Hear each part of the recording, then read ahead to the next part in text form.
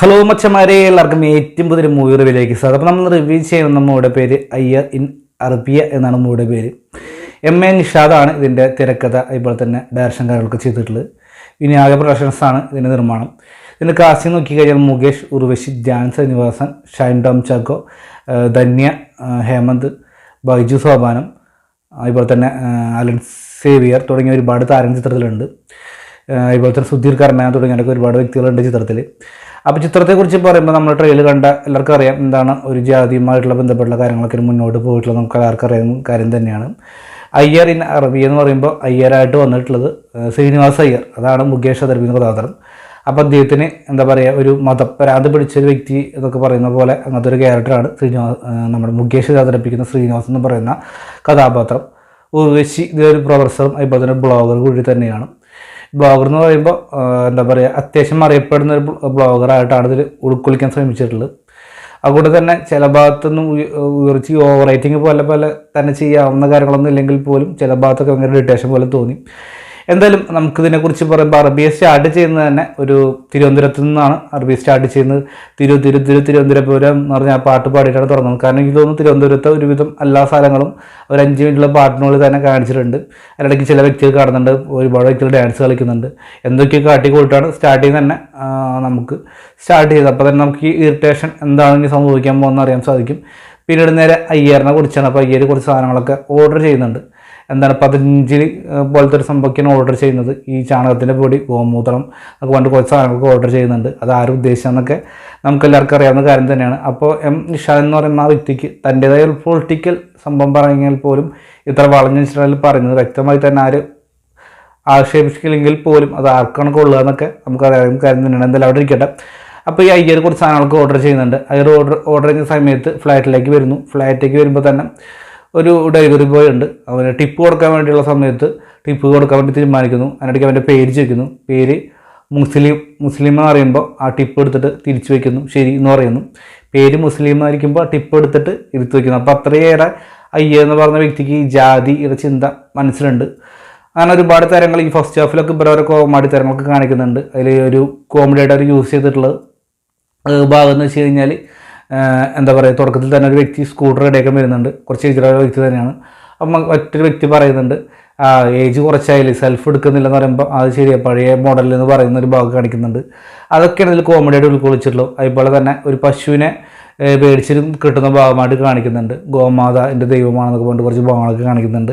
പശു ചാണകം ഇടുമ്പോൾ അതിനെ നോക്കി അടിക്കാൻ തോക്കുന്ന ഒരു സുദീർഘരമായി നിൽക്കുന്ന ഒരു ഭാഗം കാണിക്കുന്നുണ്ട്. അതൊക്കെ എന്താണ് ഇതിൽ ഉൾക്കൊള്ളിച്ചത്, എന്താണ് സിനിമ തന്നെ അതാ വേറെ എന്താണെന്ന് കണ്ടപ്പോൾ തോന്നിയൊരവസ്ഥയായിരുന്നു. അത് കഴിഞ്ഞിട്ട് ഈ പണ്ടത്തെ മോള് തന്നെയാണ്, അതായത് പശു കാടിവളം മോതിക്ക് തെറിക്കുമ്പോൾ ഒരുപാട് പേര് ചിരിക്കുന്നു. എടുത്തു പറയേണ്ടത് നമ്മുടെ ഉല്ലാസ് പന്തളത്തിൻ്റെ ഗംഭീരമായിട്ടുള്ള വെറുപ്പിൽ തന്നെയാണ്. തുടക്കം മുതൽ ഒരു നാട്ടുകൂട്ടെന്ന് പറഞ്ഞിട്ടുള്ള സംഭവം കാണിക്കുന്നുണ്ട്. എൻ്റെ പൊന്നോ ഒരു രക്ഷ ഉണ്ടെന്നല്ല, ഒരു അപാരമായിട്ടുള്ള വെറുപ്പിൽ തന്നെയാണ്. അധികം സെക്യൂരിറ്റികളിൽ ചെയ്തിട്ടുള്ള ഫ്ലൈറ്റിൻ്റെ സെക്യൂരിറ്റി ആയിട്ട്.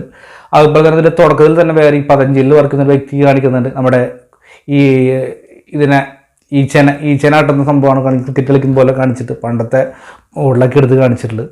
അങ്ങനെ ഉർവശി ഇവരെ കഥാപാത്രം കടന്നു പോകുന്നു. ഫ്ലൈറ്റിലെ പ്രശ്നങ്ങളും കാര്യങ്ങളൊക്കെ പറഞ്ഞു പോകുന്നുണ്ട്. ഉർവശി എന്ന് പറയുമ്പോൾ കുറച്ച് ഫേമസ് ആയിട്ടുള്ളൊരു വ്യക്തി തന്നെയാണ്. മുകേഷ് എന്ന് പറയുമ്പോൾ ജാതിയുടെ ചിന്തയുമായിട്ട് ആൾക്ക് ഉയർന്ന കാര്യങ്ങളൊക്കെ എടുക്കുന്നുണ്ട്. അപ്പോൾ ഒരു മകനായിട്ട് നമ്മുടെ ധ്യാൻ ശ്രീനിവാസൻ വന്നിട്ടുള്ളത് പറയുമ്പോൾ ഒരു മണ്ണായിട്ടുള്ള ഒരു കഥാപാത്രമായിട്ട് ചെയ്തിട്ടുള്ളത് എന്ന് വെച്ച് കഴിഞ്ഞാൽ അദ്ദേഹത്തിന് ദുബായി പോകണം. ഇപ്പോൾ ചെന്നൈയിലാണ് നിൽക്കുന്നത്. അപ്പോൾ അമ്മേച്ചിന് ജോലിയുണ്ട്, അമ്മയെ വിളിച്ച് പൈസ അയക്കണം എന്നൊക്കെ പറയുന്നു. അങ്ങനെ കാര്യങ്ങളൊക്കെ കടന്നു പോകുന്നു. അങ്ങനെ ഒരു സംഭവത്ത് നാട്ടിലോട്ട് തിരിച്ചു വരുന്നു. അങ്ങനെ സെക്കൻഡ് ഹാഫ് മൊത്തം ദുബായിലാണ് കാണിച്ചിട്ടുള്ളത്. അപ്പോൾ ഈ മകനെ പിന്തുടരുന്നു. അപ്പോൾ മകനെ ദുബായിക്ക് പറഞ്ഞിവിടെ ഒട്ടും താല്പര്യമില്ല, അവിടുത്തെ എന്താ പറയുക, അവിടുത്തെ സാഹചര്യമായിട്ട് ഒത്തുപോലെ എന്നൊക്കെയാണ് ഇതിലുള്ള വ്യക്തികൾ പറഞ്ഞിട്ട് പോകുന്നത്. അങ്ങനെ ഇരിക്കാൻ കടന്നു പോകുന്ന സമയത്ത് നേരെ ദുബായിലോട്ട് എത്തുന്നു. ദുബായിലോട്ട് എത്തിയിട്ട് പിന്തുടരുന്ന കാര്യങ്ങളൊക്കെയാണ് മുന്നോട്ട് പോയിട്ടുള്ളത്. പിന്നെ ദുബായിലെ വിശേഷങ്ങൾ, അവിടുത്തെ കുറേ കോമളിത്തരങ്ങൾ കാണിക്കുന്നുണ്ട്.